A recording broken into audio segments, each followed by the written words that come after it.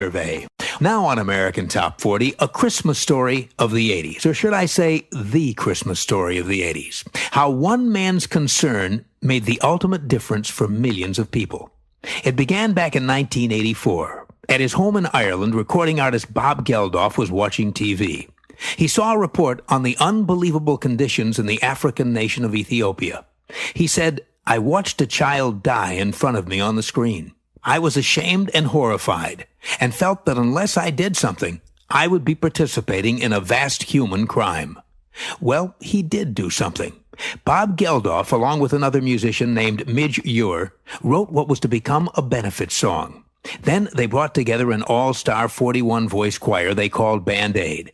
The song was recorded on an early November morning in 1984 in a London studio with concerned friends that included George Michael, Sting, U2's Bono, and Phil Collins, just to name a few. The single was rush-released in Britain and debuted on the British chart at number 1. Then the record was released around the world, and before it was all over, it had earned more than $9 million in royalties, all going to Ethiopia to feed the starving citizens. But of course the story didn't stop there.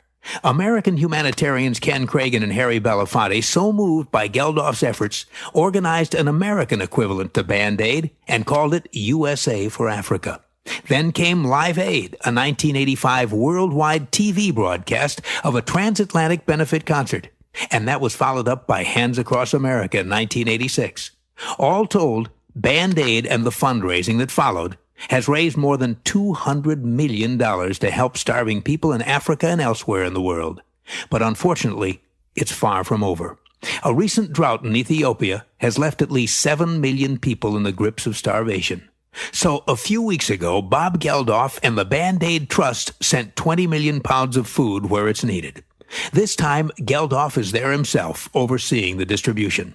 And the Band Aid record is being re-released to let people know help is still needed. The next time somebody says to you, one person can't make a difference, just mention the name Bob Geldof.